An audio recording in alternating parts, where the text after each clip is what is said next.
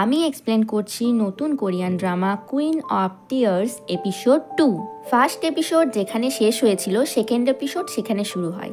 হেইন বলে আমি আর 3 মাস বাঁচবো। বেখেনু এটা শুনে অবাক হয়। তারপর তোতলে ডিভোর্স পেপার লুকিয়ে বলে সরি, সব সময়ের জন্য সরি, আর এমন হবে না। তুমি আর 3 মাস বাঁচবে? আমি বুঝতে পারছি না কি বলবো। হেইনকে হাক করে বলে আই লাভ ইউ হেইন। হেইন বলে আমায় ছাড়া বাঁচতে পারবে না যখন, চলো আমরা একসাথে মরবো। এমন সিস্টেম বেরিয়েছে যেখানে হাজব্যান্ড অ্যান্ড ওয়াইফ একসাথে মরতে পারে। বেখেনু চমকে যায়, বলে কি সত্যি এটা? হেইন বলে বেশি ড্রামাটিক হওয়ার দরকার নাই, এসব বন্ধ করো। বেখেনু বলে এবার বলো ডক্টর কি বলল। হেইন এবার বলে ও চিন্তা করে। ডক্টর ফোন করে হসপিটালে তাকে ডেকেছিল। বেখেনুকে বলেছিল সে যেন যায়। সে রেগেছিল তাই হেইনের সাথে সে যেতে চায়নি সেই সময়। হসপিটালে গেলে হঠাৎ যেন তার চারিদিকে বরফের মতো দেখতে পায় সে। হঠাৎ আবার ডক্টরের সামনে নিজেকে দেখতে পায়। ডক্টরকে এসব বললে ডক্টর বলে আপনার রেয়ার এক ধরনের টিউমার হয়েছে, যেটাতে হ্যালুসিনেশন হবে, পার্সোনালিটি ডিসঅর্ডার, মেমোরি লস এসব হবে। হেইন বলে ট্রিটমেন্ট। ডক্টর বলে এর কোনো ট্রিটমেন্ট নেই। হেইন মনে করে আগেও অফিসে তার এই সব হয়েছে। মিটিংয়ের সময়, বেখেনুর সাথে রেস্টুরেন্টে দেখা করতে যাওয়ার সময়, আরও অনেক সময়। সে বুঝতে পারে না সে কোথায় ছিল, কোথায় যাবে এবং কী সব হচ্ছে। সে সব কিছুই ভুলে যেতে থাকে। ডক্টর বলে এর কোনো ট্রিটমেন্টই নেই। হেইন বলে যত টাকা লাগে আমি দেব। আমি কোনো সাধারণ মানুষ নয়, আপনাকে ট্রিটমেন্ট করতেই হবে। ডক্টর বলে আমি যতদূর জানি এর কোনো ট্রিটমেন্টই নেই, আর 3 মাস বেঁচে আছে, কারণ আপনার মাথায় টিউমারের সেলগুলো খুব তাড়াতাড়ি ছড়িয়ে পড়ছে। আবার প্রেজেন্টে বেখেনু আর হেইন কথা বলে। হেইন উত্তেজিত হয়ে বলতে থাকে ড্রিঙ্ক করি না, হেলদি খাবার খাই, যোগা, ডক্টরের রুটিন মেনে চলি, তবুও এটা হতেই পারে না। মানুষ চাঁদে পৌঁছে গেছে আর আমার মাথা থেকে একটা ছোট্ট টিউমারকে বের করতে পারবে না। বেখেনু বলে এখন শান্ত হও, ভুলও হতে পারে। কালকে সকালে আবার হসপিটালে গিয়ে সব রিপোর্ট আবার দ্বিতীয়বার চেক করব। তুমি এখন শান্ত হও। পরদিন সকালে বেখেনু শান্তি করে ঘুমায়। এমন ঘুম সে জীবনে ঘুমায়নি। সে গান করে আনন্দে। আয়নায় দেখে নিজেকে নিজেই বলে পাগল হয়ে গেছিস? এত আনন্দের কি আছে? বাস আর 3 মাস আছে। না না, আনন্দের কিছুই নেই। একদম হাসবি না। কাদা স্টাইল প্র্যাকটিস করে। এরপর হেইনের রুমে গিয়ে তাকে ডাকতে থাকে। সে উত্তর না দিলে ভাবে এখনই কি গেছে। এরপর ভয়ে ভয়ে নাকের নিঃশ্বাস দেখতে থাকে। মুখের সামনে গেলে হেইন চোখ খুললে ভয় পেয়ে সে হেইনকে কিস করে বলে good morning. Morning kiss. Hein বলে তোমাকে দেখে এত ফ্রেশ কেন মনে হচ্ছে? দারুণ ঘুমিয়েছ মনে হচ্ছে। হেইন চলে গেলে ভয়ে বেখেনু দাঁড়াতে গিয়ে আবার নিচে পড়ে যায়। দুজনে হসপিটালে যাচ্ছিল গাড়িতে। হেইন বলে আমার অসুস্থতা যদি কেউ জানতে পারে তাহলে তোমাকে আমি ছাড়বো না। বেখেনু বলে ফ্যামিলিকে তো জানাতেই হবে। হেইন বলে একদম না, কদিনের মধ্যেই 1 বিলিয়নের ক্লাবে ঢুকবো। এটা জানার পর কোনো সম্পত্তি আমি পাবো না। এই ফ্যামিলি থেকে আমাকে আউট করে দেবে। ওরা আমার সম্পত্তি নেবে একদম না। মরলেও এটা আমি অ্যালাউ করবো না। এদিকে হেইনের ভাই চিওলও তার ওয়াইফ দাহেই কথা বলে। চিওল বলে দাদু কেন সকাল সকাল আমাকে ডাকলো? মনে হয় কফি ব্যান্ড লঞ্চ করতে চায় তার জন্য। দাহাই বলে তোমার দাদু কনফিডেন্স নিয়ে কথা বলবে, তাহলেই বুঝে যাবে। চিওল গিয়ে তার দাদুকে বিজনেসের ব্যাপারে বললে দাদু চেঁচিয়ে বলে এর জন্য ডাকিনি, তোমার কাণ্ড কারখানার জন্য 8 বিলিয়ন এক্সট্রা পে করতে হবে। তোমার জামাইবাবু বেখেনু এটা খুঁজে পেয়েছে। তোমার শালা ফাইন্যান্স ডিপার্টমেন্টে আছে, ওকে বলো সব ঠিক করতে, নাহলে তোমাকে আর কেউ রক্ষা করতে পারবে না। দাদুর চেঁচানোতে চিওল নিচে পড়ে যায়। এত ভয় পেত দাদুকে, সে নিঃশ্বাস নিতে পারে না। হসপিটালে ভর্তি হতে হয়। তার প্যানিক ডিসঅর্ডার ছিল। সে তার মায়ের সামনে বেখেনুর নামে বলতে থাকলে তার মা তার ছেলেরই সঙ্গ দেয়। ডক্টরের কাছে গেলে বেখেনু বলে এক্স্যাক্টলি 3 মাস আছে। সত্যি 30 বছর ধরে ডক্টর আপনি, এটা সত্যি? হেইন বলে চুপ করো। বেখেনু তবুও ডক্টরকে একই প্রশ্ন করতে থাকে। হেইন বাইরে চলে গেলে বেখেনু আবার ডক্টরকে বলে এই প্রশ্ন করছি কারণ এর ওপর আমার লাইফ ডিপেন্ড করে আছে। বাইরে গিয়ে এক পেশেন্টকে দেখে হেইন খুবই স্যাড হয়। বাড়ি এলে তার মা বেখেনুর কথা জিজ্ঞাসা করে, কারণ সে তার সমস্ত কথা কেন চেয়ারম্যানকে জানিয়েছে। আমার ছেলে অসুস্থ হয়ে পড়েছে। হেইন বলে আমার লাইফেও বড় প্রবলেম চলছে, কিন্তু তার মা তো তার মেয়ের প্রতি কোনো মাথা ব্যথাই নেই। হেইন বলে হ্যাঁ আমার প্রবলেম। তার মা বলে তুমি তো সব কিছুই সামলে নেবে। হেইন বলে ও রাইট, আমার কাজের জায়গায় আমাদের ডিস্টার্ব করো না, না হলে আমি তোমার ছেলেকে ছাড়বো না। মাও রেগে চলে যায়। বেখেনুর বেস্ট ফ্রেন্ড তাকে খাবার খেতে ডাকে আর বলে আমি ডিসিশন নিলাম, তোর ডিভোর্স কেস আমি লড়বো। বেখেনু বলে আমি ডিভোর্স নেব না, গড আমার জন্য আলাদা ছবি এঁকে রেখেছে। আর টিস্যু পেপারে একটা কিছু লিখে তাকে দেয়, বলে এখানে চলে আয়। তারা সেখানে দেখা করলে গাড়ির জানালা দিয়ে ভয়ে ভয়ে বেরিয়ে সে সব কথা তার বেস্ট ফ্রেন্ডকে বলে। বেস্ট ফ্রেন্ড বলে গড তোর ফেভারেই আছে, তাহলে তো কুইন গ্রুপ তুই পাবি। সে বলে আগেই উইল করা আছে, আমি কিছু পাবো না, আমি বেঁচে যাব এই কত না। বেস্ট ফ্রেন্ড তাকে অ্যাডভাইস দেয় আর বলে ভাব তুই 2 বছর মিলিটারিতে যেভাবে কাটিয়েছিস 3 মাসও একটা মিশনের মতো করে কাটা। তো ওকে এত ভালোবাস, এত লাবিডাবি হ যে ও সমস্ত প্রপার্টির উইল বদলে দেবে। বেখানু বলে আমার কোনো দরকার নেই, আমি এমনিই বেঁচে যাব তাই কত না, আমার সম্পত্তির কোনো দরকার নেই। কিন্তু দেখি বেখেনু হেইনের জন্য ফুল নিয়ে আসে। হেইন প্রথমে নেবে না বললেও সেটা রাখার জন্য ফুলদানি আনায়। গ্রেসকে এক কাজের লোক এসে সব খবর দিত। সে বলে ওদের মধ্যে লাবিডাবি হচ্ছে, সকালে একসাথে বসে খাবার খাচ্ছে। বেখেনু চিংড়ি মাছ ছাড়িয়ে হেইনের খাবারে লাভ সিম্বল এঁকে দিচ্ছে। সমস্ত চাকররা ঘাবড়ে যায়। অফিসে মিটিং চলছিল। হেইন জল খেতে গিয়ে কাঁচতে থাকে। হেইনের কাছে গিয়ে বলে ঠিক আছো ঠিক আছো। বাবা ভাই সকলে অবাক হয়। সে বলে অ্যাম্বুলেন্স ডাকো, সকলে আরও অবাক হয়। বাইরে গিয়ে সকলে কথা বলতে থাকে, এদের আবার কি হলো। হেইন বাইরে ঠান্ডায় দাঁড়িয়ে থাকলে তাকে ব্লেজার দিয়ে বলে ঠান্ডা লেগে গেলে কি হবে। হেইনও ঘাবড়ে যায়, এসব কি হচ্ছে। সেক্রেটারি বলে অ্যাম্বুলেন্স ডাকবো। এরপর গাড়ি নিয়ে এলে ওয়াইফকে তার গাড়ির দরজা খুলে তাকে ভিতরে বসায়। বেখেনুর বোন পার্লারে থাকলে বেখেনুর ডিভোর্স নিয়ে স্যাডি ছিল। তার উপরে সেখানকার অন্য মহিলারা ডিভোর্স নিয়ে আলোচনা করে। বোনও রেগে গিয়ে বলে এ তো কমন, এতে কি আছে। বাড়ি ফিরে বাবা ও মাকে বোঝাতে থাকে, বলে বেখেনুকে বোঝাও যাতে হেইনকে ডিভোর্স না দেয়। এদিকে খাবার টেবিলে হেইনের মা তার ছেলেকে বাঁচাতে কোনো একজনকে ঘুষ দেবার জন্য মেয়ের মলের পাশের জমি দিয়ে দিতে তাকে মেয়েকে চাপ দেয়। হেইন রেগে দাঁড়িয়ে বলে আমি দেব না।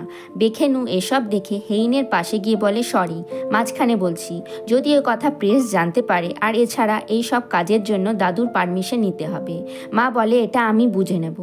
বেখেনু বলে হেইনের সকাল থেকে শরীর ভালো নেই, আমরা রুমে যাচ্ছি। বেখেনু হেইনকে বলে ফ্যামিলিকে জানিয়ে দাও, এত টেনশন করলে তোমার শরীর খারাপ হবে। হেইন বলে তোমার কি হয়েছে, মায়ের সামনে আমার পক্ষ নিচ্ছ, এত ভালোবাসার চোখে আমার দিকে তাকাচ্ছ, তোমাকে আমার বেশি সাসপিসিয়াস মনে হচ্ছে, তাই যেমন ছিলে তেমনই থাকো। বেস্ট ফ্রেন্ডের সাথে ড্রিঙ্ক করে বেখেনু বলে আমার দ্বারা এসব হবে না, হঠাৎ করে কি এসব করা যায়, এত লাবিদাবি। ফ্রেন্ড বলে 3 বছর আগে তো ভালোবেসেই বিয়ে করেছিলিস, হেলিকপ্টার বিয়ে করতে মা বাবাদের সাথে কথা কাটাকাটি, তখন কি ছিল, তোরা একে অপরকে চোখে হারাতিস, সে কি ভালোবাসা ছিল না। বেখেনু বলে সে তো 3 বছর আগে। ফ্রেন্ড বোঝায়, সে বলে ভালোবেসেই বিয়ে করেছিলাম, কিন্তু বিয়ে করার পর ভালোবাসাটা কোথায় যেন হারিয়ে গেল। এদিকে বমিজা তার এক্স হাজব্যান্ডের বিয়েতে এসে সব তছনছ করে দেয়। এক্স হাজব্যান্ড তাকেই চিট করে বমিজারই সেক্রেটারির সাথে বিয়ে করছিল। বমিজা বলে আমারই চোখের সামনে বিয়ে করা হচ্ছে, পাশে থাকা একটা বড় গাছ তুলে এক্স হাজব্যান্ডকে এত মারে যে তাকে হসপিটালে নিয়ে যেতে হয়। বেখেনু এসে বলে আপনার নামে অনেকগুলো কেস হয়েছে। বমিজা বলে সবাইকে দেখে নেব। বেখেনু বলে এখন যদি জেলে ঢোকেন তাহলে 60 বছরের নিচে আর বেরোতে পারবেন না জেল থেকে। সে বসে যায়। বেখেনু বলে এবার বাড়ি চলুন, দাদু আপনার জন্য বাড়িতে ওয়েট করছে। বাড়ি এলে বমিজাকে চেয়ারম্যান বলে অনেকক্ষণ খাওনি। সে রেগে বাবার দিকে তাকালে বাবাও ভয় পেয়ে যায়। সে বলে আমি মরলাম না বাঁচলাম এতে তোমার কি যায় আসে, তুমি তো ওই মহিলাকেই বেশি পছন্দ করে। হং বলে তুমি শিওলকে মেরে ওর পিছনের হাড় সরিয়ে দিয়েছিলে, ও ভালো মহিলা, ও কারুর প্রতি কোনো আগ্রহ নেই, না ইন্টারেস্ট আছে টাকাতে না ফ্যামিলিতে। বমিজা বলে সেটাই তো বড় সাসপিসিয়াস ব্যাপার, কে জানে কত বড় প্ল্যান হবে, ও তোমার পাশে থেকে তোমাকে ঠকাচ্ছে। এরপর হং ও শিওল বসে চেস খেলে। হং তার মেয়ের হয়ে শিওলের কাছে মাপ চায়। হং এই খেলা নিয়ে খুবই গর্ব করে যে খেলায় সে এতটা ভালো। প্রথমে সে জিতছিল, বলে শিওল তাকে চেকমেট করে হারায়। হং বলে তুমি কবে এত ভালো হলে খেলায়। শিওলি একটা হেসে বলে হারালে আমার একটা উইশ পূর্ণ করবেন বলেছিলেন, পরে সেই গিফটটা চেয়ে নেব। হেইনের মা বাবা বাইরে ঘুরলে তারাখসা দেখতে পায়। বাবা বলে হেইনের জন্মের আগে তুমি তারাখসা দেখে উইশ করেছিলে আমাদের যেন একটা সুন্দর মেয়ে হোক। মা বলে আমার মনে নেই। বাবা বলে এবার ওকে শাস্তি দেওয়া বন্ধ করো, আমাদের ছেলে সুয়ান মারা গেছে, এটা একটা অ্যাক্সিডেন্ট। মা বলে আমি এখনো খুঁজে পাইনি কেন ও মারা গেল, প্রত্যেক দিন আমার কষ্ট হয়, আমি ভুলতে পারি না, আমার কাছে এটা এক্সপেক্ট করো না আমি সব ভুলে যাব।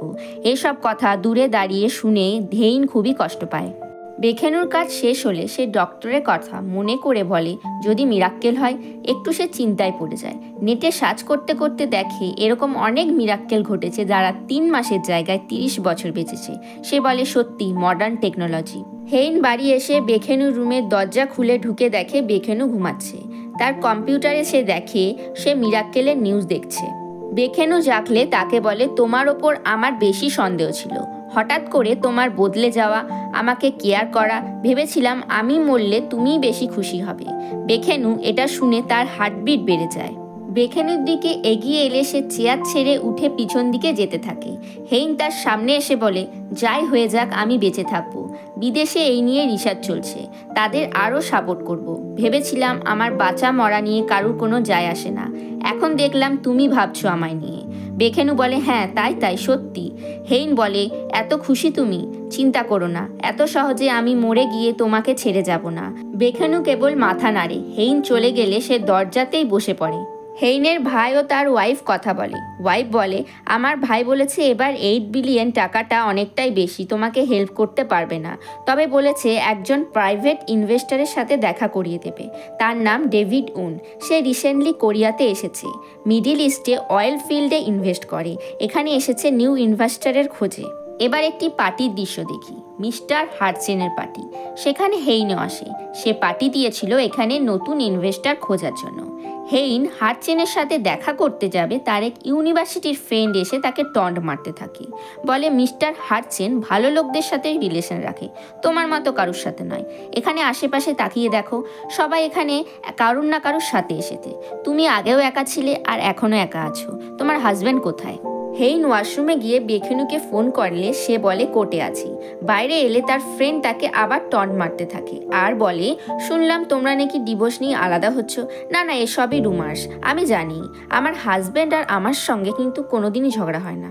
হাঁটতে হাঁটতে পার্টিতে এলেও ফ্রেন্ড বলে, হেইন তুমি তো উনসংয়ের সাথে বিয়ে করলেই পারতে। হেইন বলে, এখন এসব কথা কেন তুলছো? ফ্রেন্ড বলে, জানো না, হারিচেনের রাইট হ্যান্ড উনসাং, ইংলিশ নেম ডেভিড, এখন বড় বিজনেসম্যান। এবার উনসাং আর হেইন কথা বলে। হেইন বলে, কোরিয়াতে এসে আমার সাথে দেখা করতে পারতে। উনসাং বলে, তুমি বলেছিলে তোমার সামনে না আসতে। হেইন বলে, না আমার মনে নেই, আমি বলেছিলাম কন্ট্যাক্ট রাখতেই। তারপর চুপ থেকে বলে, হ্যাঁ বলেছিলাম, সেই সময় তুমি একটু বেশিই লাইন ক্রস করে ফেলেছিলে। উনসাং বলে, এখন আবার কেন? হেইন বলে, তুমি রিজন জানো, হার্টসেনের সাথে বিজনেস করতে চাই, তাই আমরা বাচ্চা নয়, তাই প্রফেশনাল হওয়াটাই ভালো। উনসাংও এই কথায় রাজি হয়ে যায়। হার্টসেনের সাথে দেখা করছিল পার্টিতে আসা সকলেই। হেইনও বেখেনুকে বারবার মেসেজ করে আসার জন্য। এদিকে ফ্রেন্ড এসে আবার তাকে টন্ট মারে, তাকে ঠেলে দেয়। পেছন থেকে বেখেনু হেসে হেইনকে ধরে ফেলে। সে বলে, তোমার জন্য তাড়াতাড়ি কেসটা জিতে চলে এলাম। হার্টসেনকে হেইন তার ও বেখেনুর ইন্ট্রোডিউস করায়। হার্টসেনও বলে, আপনার হাজব্যান্ডকে একদম ড্রামার হিরোদের মতো দেখতে। ফ্রেন্ডও চলে। হেইন খুব খুশি হয়। এবার আর হেইন তার ফ্রেন্ডকে ছাড়ে না, ফ্রেন্ডের কাছে এসে তাকেও টন্ট মারে। ফ্রেন্ড তো রেগেই ছিল, তার উপরে তার হাজব্যান্ড খালি পার্টিতে খাবার খেয়ে যাচ্ছিল। ফ্রেন্ডও তার হাজব্যান্ডের উপর রাগারাগি করে পার্টি ছেড়ে চলে যায়। উনসাং বেখেনুর কাছে আসে, তাকে বলে, হেইনের হাজব্যান্ডের সাথে দেখা হলো, একটু অড লাগছে। বেখেনু বলে, সরি, কি?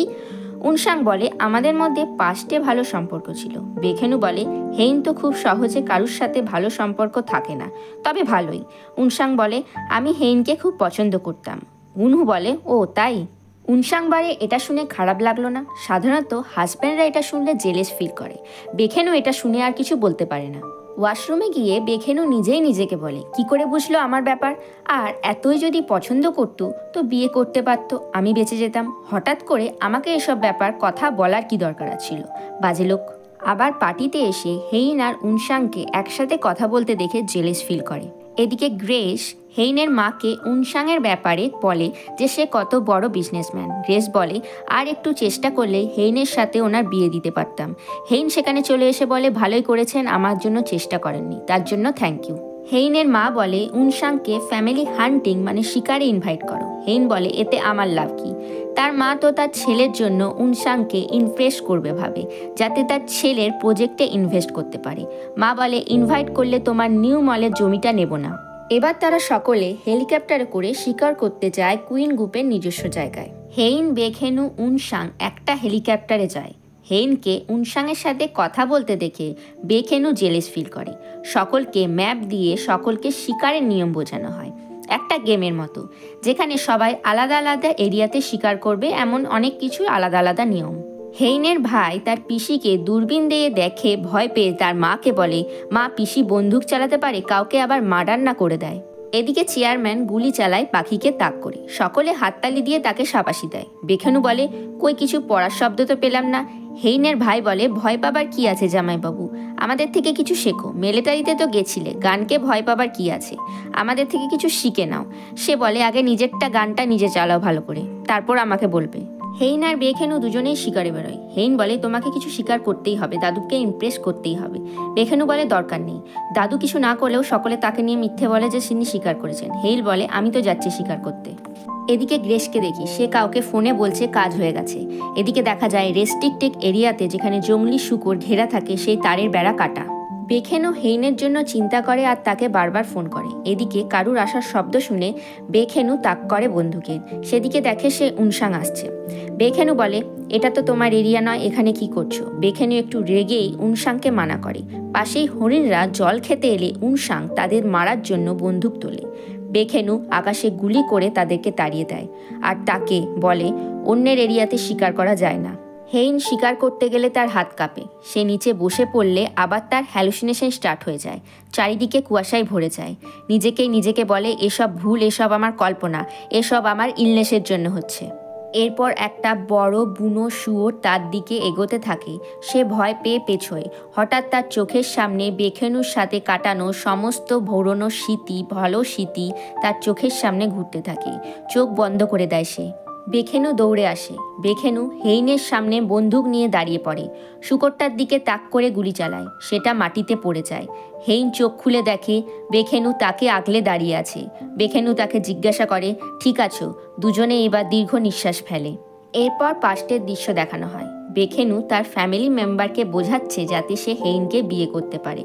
তখনও সে জানতো না সে বড়লোক। সে ফ্যামিলির সকলকে বলে, প্রথমবার আমার মন আমার কাছে নেই, সব সময় ওকে নিয়ে চিন্তা করছি। ও কি করছে, আবার কারুর কাছে বকা খাচ্ছে কিনা, কি খাবার খাচ্ছে না খাচ্ছে, সব সময় ওকে নিয়ে ভাবতে থাকছি। আমার মন আমার কাছে নেই, মনে হচ্ছে আমি ওর চিন্তায় মরে যাব। মা বলে, ঠিক আছে, বিয়ে করো, মরার থেকে বিয়ে করাই ভালো। বেখেনু বলে, হ্যাঁ, বিয়ে করে আমি ওকে সব সময়ের জন্য প্রোটেক্ট করতে চাই। আর এখানেই সেকেন্ড এপিসোড শেষ হয়ে যায়। থার্ড এপিসোডের জন্য স্টে কানেক্টেড।